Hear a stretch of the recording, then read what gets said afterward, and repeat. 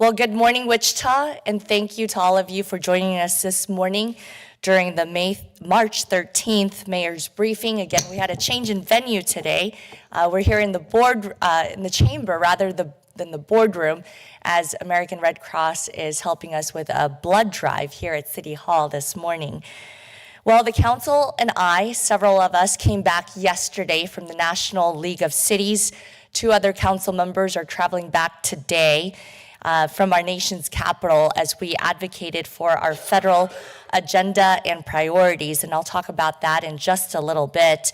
But the National League of Cities is an annual conference in DC where we talk about all the issues and challenges that municipalities have all across the country.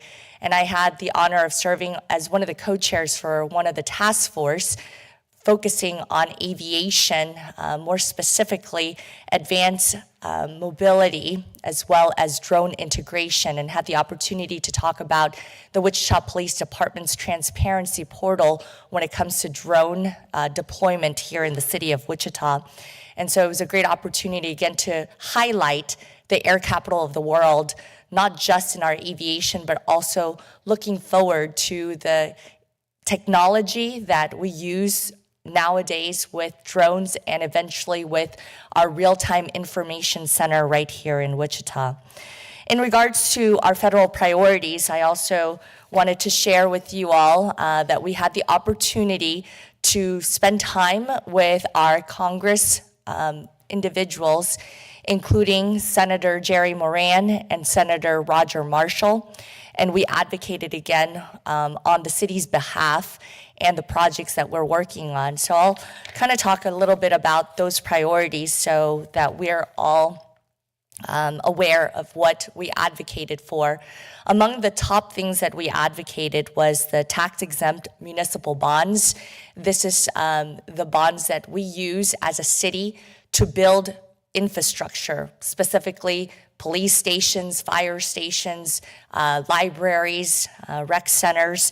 These are, again, to help municipalities help the community, and this was not just an issue that the city of Wichita was concerned about, but also other municipalities across the U.S.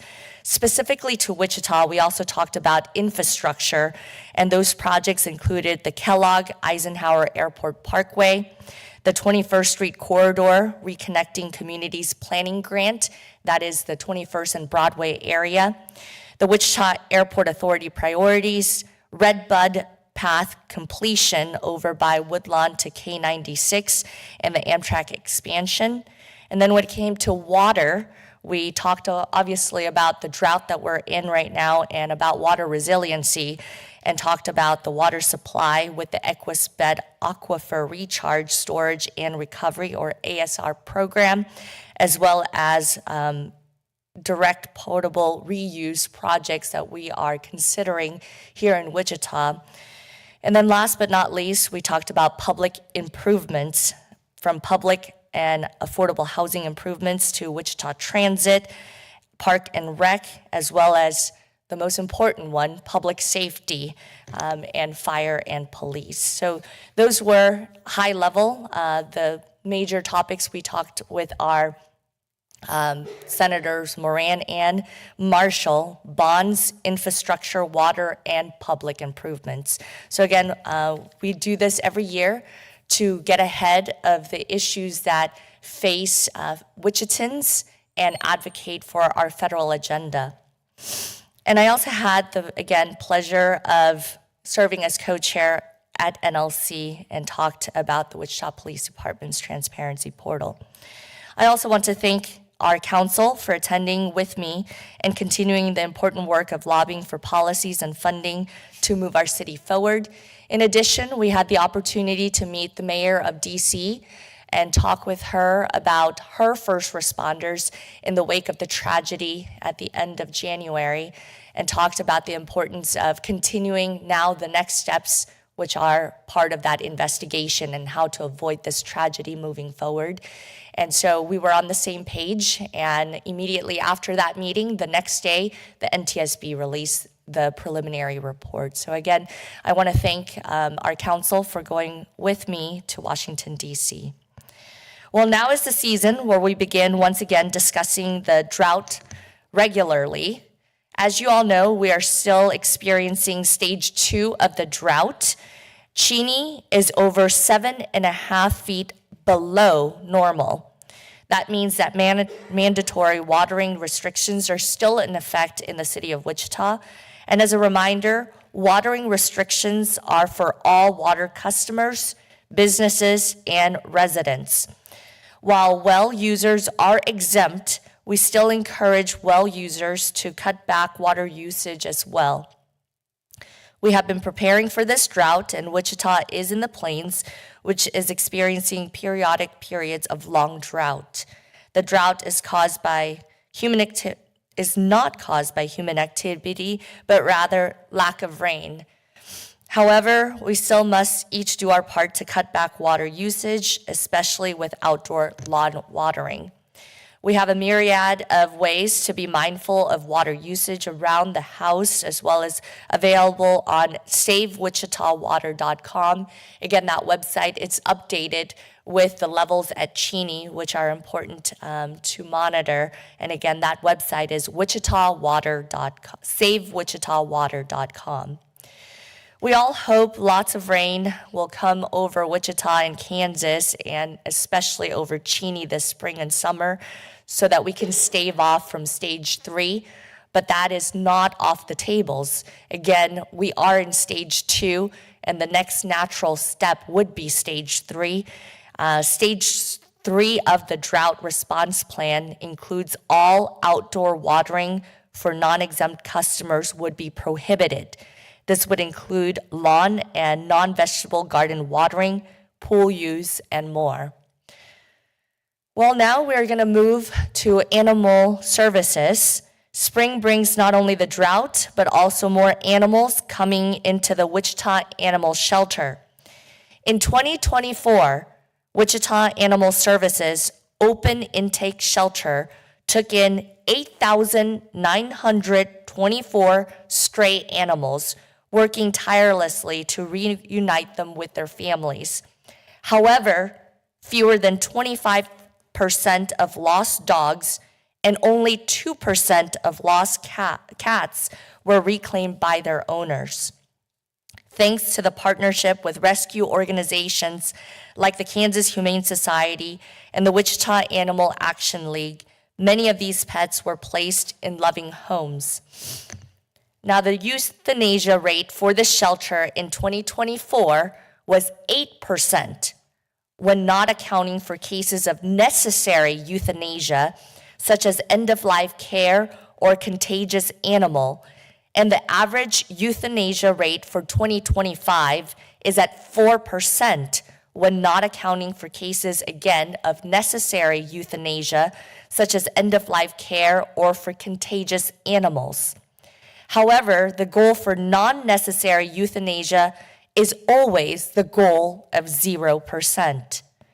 Here to tell us more how you can help our shelters and area animals and introduce us to our Pet of the Week is Emily Hurst, Shelter Manager for the Wichita Animal Services.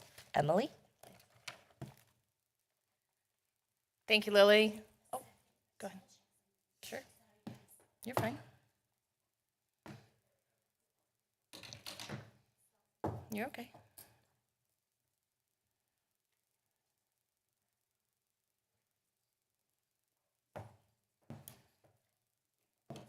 Ready? Okay. As Lily mentioned, Wichita Animal Services is in need of your help. We also have our fellow Lily and the dog Prairie with us today. They are, well, Prairie. She is an amazing, wonderful dog. She has been in the shelter since March 1st, which is a long time for an animal to be in an open intake municipal shelter. She is desperately in need of an adopter. Her owner hasn't come back. She looks to be about middle age. She's very friendly. She is underweight, and it looks like she might have a small lump, which is likely benign, but would need vet care. And so animals like her, especially larger dogs, dogs of specific breeds, and dogs with any medical concerns really struggle in the shelter environment. And we have a regular large intake of new animals that need shelter. So having the support of our community with our partners for adoption, making sure that we're doing things the best that we can, like microchips to return animals to their owners, helps make sure that animals like Prairie are going to be safe. So if you do want to direct adopt Prairie or work with her with one of our rescues or the Kansas Humane Society, her animal number is A174380. She did come in as a stray. She's about 53 pounds right now, but like I said, she's a bit underweight, and as you can see, she's a cuddle bug. She loves to run, and she's very friendly. So I wanted to talk a little bit about that intake into the shelter. Right now, we experience about 20 new animals into the shelter every single day. So that is low. This is we go in cyclical seasons. By May, we're going to experience 70 new animals coming into the shelter at least every day. And experts are actually anticipating higher intakes as overpopulation grows as a nationwide issue. So this is something that if animals are important to you, if this is an important issue and you want to make a difference, the public in our community organizations, Wichita Animal Services, we need your help. A great way to participate that is to work with partners like Wichita Animal Action League or the Kansas Humane Society. They accept donations to offer spay-neuter surgeries for low-income families where they need it the most. That directly stops the overpopulation that we're seeing. There's also free microchips and vaccine clinics. There's going to be actually one this weekend on March 15th. It's going to be at the Linwood Center, offered by the Kansas Humane Society. That's from 10 a.m. to 1 p.m. And again, if you can donate to one of these organizations, if you want to volunteer, if you want to foster, if you want to promote adoption, this is how we take the proactive approach to addressing the crisis that we're dealing with animal overpopulation. Thank you.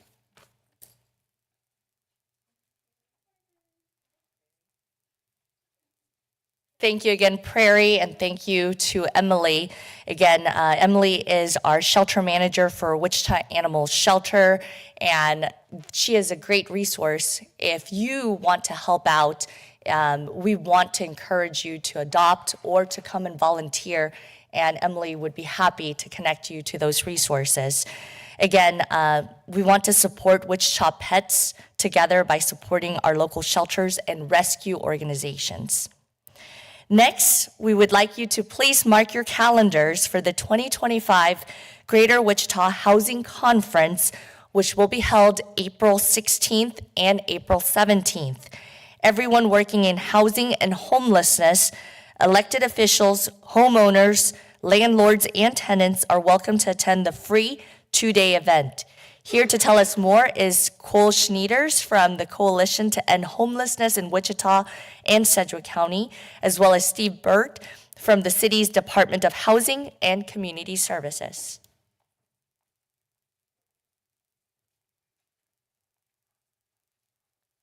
Good morning. Thank you, Mayor. I'm with a Coalition to End Homelessness in Wichita, Sedgwick County. Our goal is to make homelessness rare, brief, and non-reoccurring in Sedgwick County. And we do that work through a lot of housing initiatives, directly working with folks experiencing homelessness and educating the community. And we see this conference as a great way to educate the community on the fact that homelessness is a housing problem. As Mayor mentioned, this conference is free, and we welcome everyone in the greater Wichita area to come attend. Whether you live in housing or you want to live in housing, it's for everyone. We also want to make sure folks know it really is a come and go conference. If there's just one session that really sticks out to you, it may be worth taking your lunch break to come see us. Or I think we have a really exciting lineup and you'll want to attend both full days. On the homelessness side of things, we're pleased to announce that we have secured Mandy Chapman Simple for a keynote speaker on Wednesday, April 16th. She is one of the fundamental partners that helped Houston drastically reduce their number of folks experiencing unsheltered homelessness in just 4 years. So we're excited to have her and have some time to ask her some questions about the work that she did.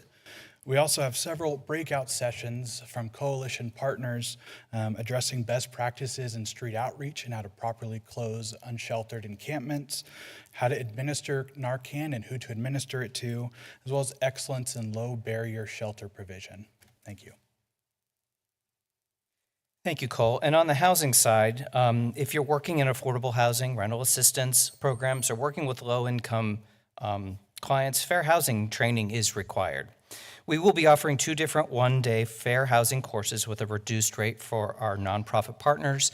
And I will tell you that if you're required to have fair housing training, this is a deal. It's like 85% off what it costs to get it anywhere else.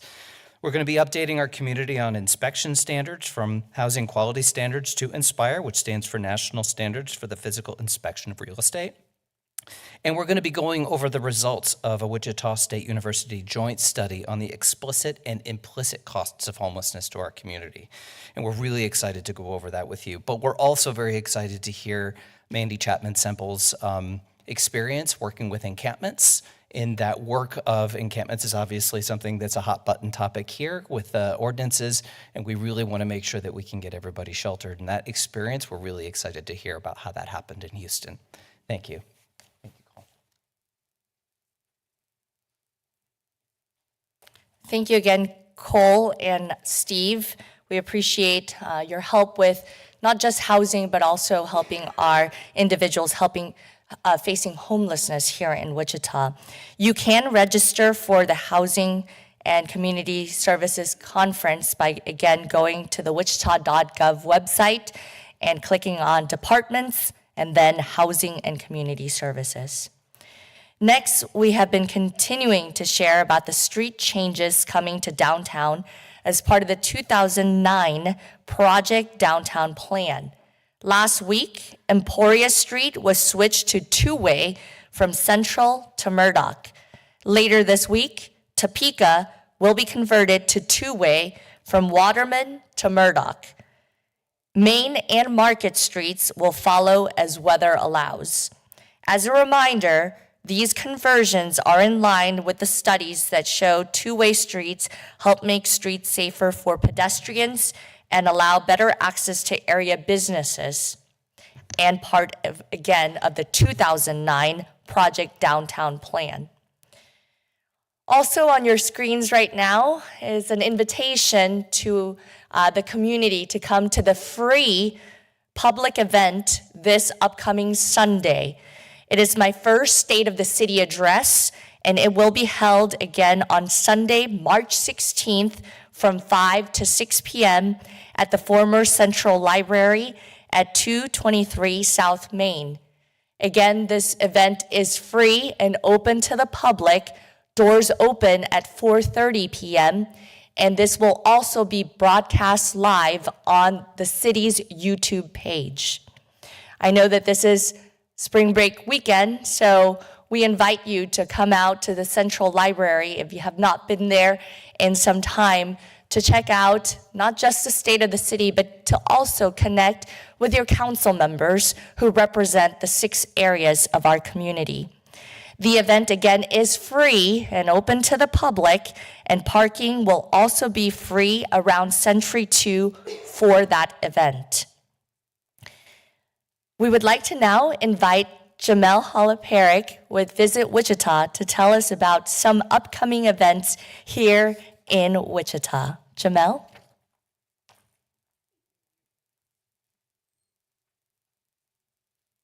Hello, everyone. Hope we're having a great day. The sunshine is amazing.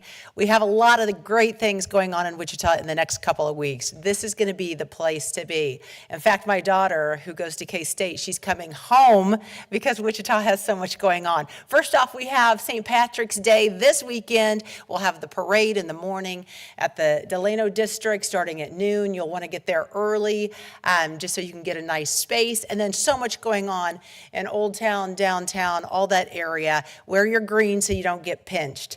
But then that's kind of the pregame for the big party next week, which we are so excited about. We've all been talking about this NCAA basketball. It is going to be a blast. So much going on. We have Selection Sunday, so we'll find out the teams who will be coming, and that kind of determines how many people and who will be here, because it really kind of determines on the following of the teams. But we're getting excited about that. And then Wednesday will be open practice day, so you can go to Interest Bank Arena and watch the teams practice. It opens at 11 o'clock. Maybe have your lunch there, and that's free. And then so much going on after that. The games will be the 20th and the 22nd, but if you don't have a ticket to the games, that is okay, because there are going to be so many fun festivities going on around Interest Bank Arena. Now at NAFSCR Park, you're going to be able to watch live basketball on the big screen TV. There's going to be a live DJ, food trucks. I love this.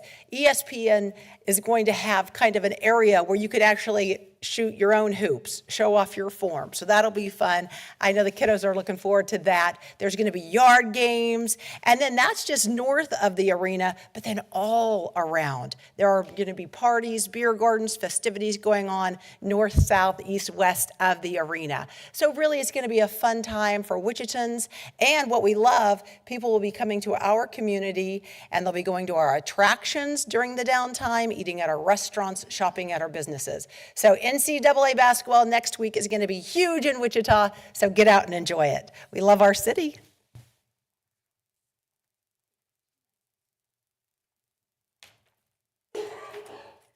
Thank you again, Jamel, for the fun activities coming up. I also wanted to highlight some of the things happening in each of the 6 districts coming up this week and next week. In District 1, this Saturday, there will be a St. Patrick's Day festivities going on at NAFSCR Park in the afternoon. So check out that event in District 1. In District 2, this Saturday at 9 a.m., you're welcome to come to the Breakfast with Public Works and Utilities Director Gary Jansen. That will be held at the Regent at 2050 North Webb Road. Again, this is the District 2 breakfast hosted by Councilmember Becky Tuttle, Saturday at 9 a.m. Then in District 4, Jamel just mentioned this, District 4 will host the big St. Patrick's Day Parade starting at noon, and Councilmember Glasscock really wants to invite you all to his district as we celebrate St. Patrick's Day. Then in District 5, Saturday, March 22nd at 9 a.m., there will be a sneak peek of the Westlink Library, which has undergone a lot of renovation. And this will be an opportunity to connect with your council member, J.B. Johnston, / Vice Mayor J.B. Johnston. And also he wants to welcome you all back to the library. And last but not least, District number 6 on Saturday, March 22nd at 9 a.m. Councilmember Maggie Ballard will host her district coffee and community cleanup morning. It will start at 9 a.m. for the coffee, and then the community cleanup at 10:30 a.m. at St. Paul United Methodist Church at 13th and Broadway. So again, lots happening around the city and with our council members, the 6 of them and their districts. So that's the good news in our community, and I'm excited to see all of you out in the community and gathering together. At this time, I would take any questions.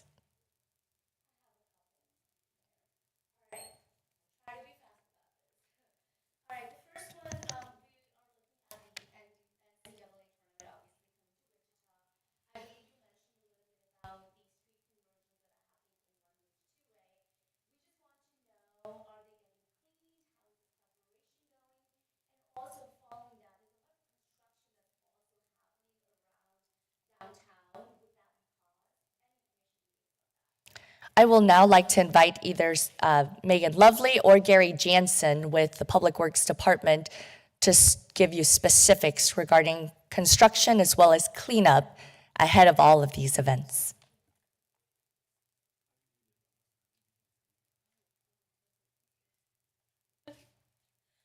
So we continue to clean up the streets, do some early street sweeping around the tournament ahead of everyone coming in town. We're so excited. We are kind of those street conversions are ongoing, but we're going to put a pause during the tournament. We want to make that as clean as possible. There are parking maps online at NAFSCAR Park on our website, so people know how to get around. Visit Wichita also has a really great microsite fan page that you can go to about the tournament. So we really look forward to hosting people in our community. Yeah. Yep, and then those conversions will restart. And also the construction will restart right after. Yes. Yeah.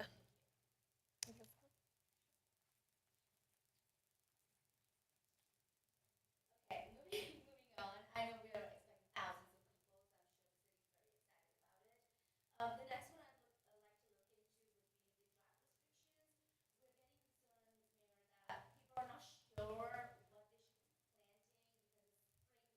planting time. Some people grow shrubs, bushes, trees, and all of that. What is allowed, what is not allowed in this drought too, and what should people really know about this? Absolutely. Again, we're still in stage 2 of the drought.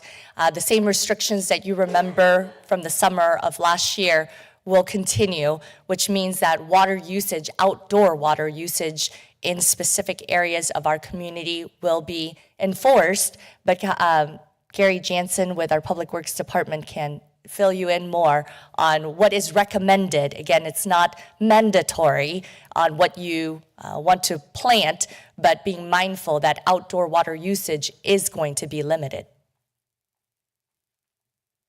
Thank you, Mayor. Gary Jansen, Public Works and Utilities. And I would definitely echo what the mayor just said about more of what's recommended. There's nothing that's banned or prohibited from being planted, but on our website, and since last fall when we went into stage 2 restrictions, we have highly recommended that everyone be prudent about what they are planting. Anything that's going to require significant watering, they're still only going to be able to water 1 day a week. We're not going to be able to allow exemptions. We've had requests for that. We've encouraged nurseries, landscape companies to try to be strategic and as creative as they can in reaching out to and providing information to the public about drought-tolerant materials. Anything that would allow the 1 day watering to be effective. We've got great resources on our website. The mayor mentioned before, Save Wichita Water has got some really great resources from K-State Extension, Sedgwick County Extension. We've had a lot of good information on there about the best things to plant, the best way to take care of yards. We're going to have to stay with the 1 day restriction and watering. So whatever that means for people, we're not going to allow exemptions, so be smart and make sure that they're looking ahead. Sorry. Just one more question here. You had just mentioned about the DC trip, and you mentioned that the NTSB report came out right after it. I know it was a discussion. There were a lot of discussions, as you said, about various issues. I'd like to know your reaction to how the entire trip went, and if you think things are headed in the right direction. Well, first and foremost, I think it's so important that we continue to support the individuals and their families whom we've lost due to that tragedy. As you know, the next steps are about the investigation, and so I was glad that there was a preliminary report that was issued this week, which will answer some of the questions that community was asking about immediately after the tragedy. Not everything is complete. As you know, that will take months, but the preliminary report, I believe, reminds us that it is still safe to fly. I actually took that flight yesterday, the direct flight from Washington, D.C. to Wichita, Kansas, and our flight was almost full. And I do believe that it is safe to fly, and I took that flight along with council members, and so I want to make sure that as the air capital of the world, I still continue to wear this pin that says, I fly Wichita, because our airport is one of the best airports in the nation. It was named one of the best small airports last year. And I'm really glad that we have a group of staff members at the airport that do a great job trying to get people into our community and also into our community safely. So my reaction to the entire trip to DC was one that was productive, as I advocated for the city of Wichita, as I continued to be an ambassador for this community, reminding people that this is the air capital of the world, and the skilled manufacturing workforce of our community is the group of individuals that help us have those safe flights. And then just being able to advocate on behalf of the city to our senators and reminding them that Wichita, as the largest city in Kansas, still requires resources from the federal government, but we are doing our best with the resources that we also have.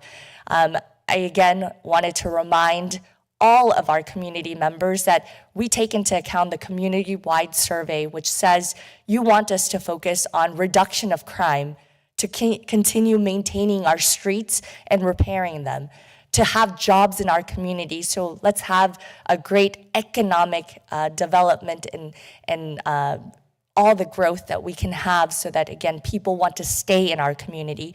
And last but not least, as you heard earlier, homelessness continues to be something that our council focuses on. And so as I end this last few days from DC, I see that our council is focused on the priorities, and I'm glad that we continue to advocate for the city of Wichita on making sure that crime, streets, economic development, and homelessness are top of mind while still being a good partner with our state leaders and our federal leaders.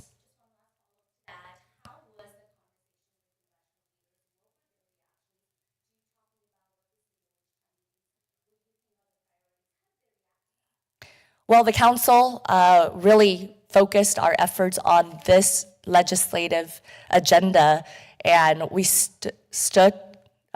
we really just focused on these priorities only. And again, I think that a lot of times community needs to understand the different levels of government. The city of Wichita is different than Sedgwick County, and it's also different than USD 259. We are all three different separate entities. Then there's the state government, and then there's the federal government. And so the city of Wichita, again, we said we are still focused on what is important to us, which again is crime, streets, economic development, and homelessness. But at the federal level, with the grants that come down to our local municipalities, we need to continue focusing those efforts towards those four priorities.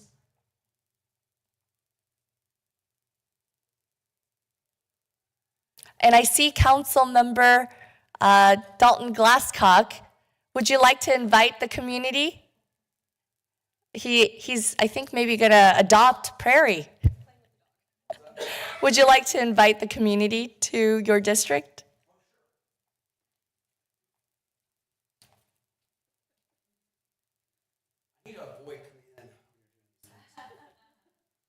Sorry, I just got done running with Prairie in the hallway. This Saturday, Delano is going to be having the St. Patrick's Day Parade, and we invite the community to come out. I'm actually wearing the shirt sporting it. Starts at noon, but it's going to be all along Douglas, and so join us celebrating St. Patrick's Day. From 10 to 6, there'll be a community gathering along the route as well, and then I imagine people will stay and celebrate the holiday as well. So come out to District 4. It's the best day in Wichita, and I think the weather is supposed to be in the 60s.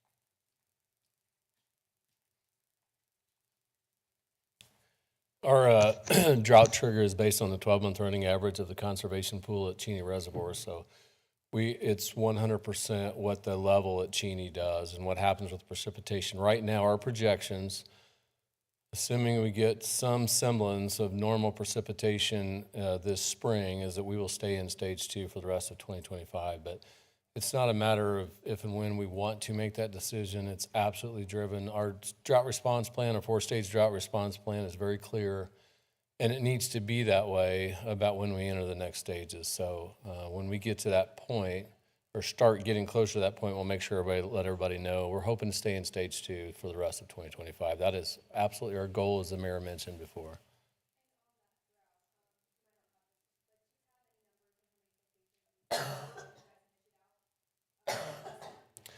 I don't have it with me. We started stage 2 drought restrictions started on August 5th. So we've been in stage 2 since then. So we had 2 or 3 months really of still warmer weather and what would normally be higher use. This has always been about collaboration and education, and we didn't start out for this to focus on the punitive side of it. But, as we kept going, we kind of stepped up our enforcement some. It's a challenge for us, right? It's a big community, and to find the resources for that isn't exactly easy. But we did end up issuing multiple notices of violation and penalties. I don't have those numbers with me, though.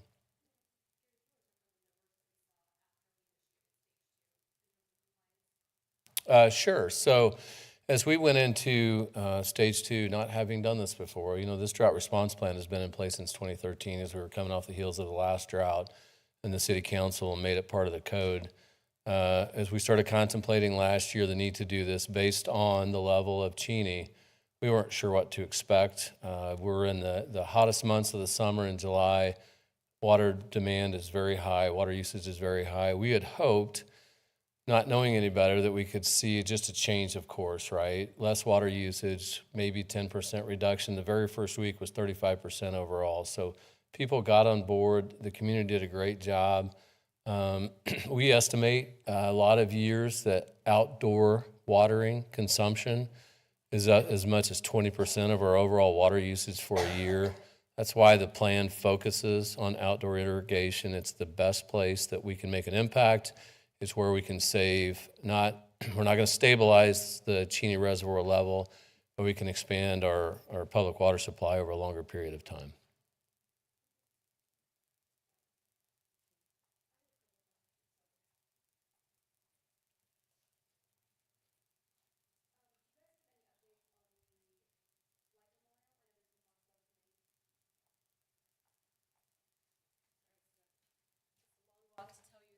Updates at this time. Okay, sorry.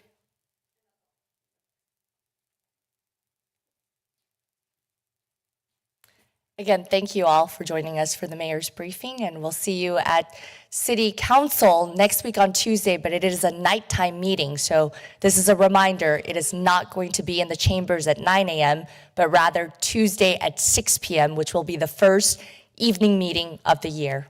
Thank you very much.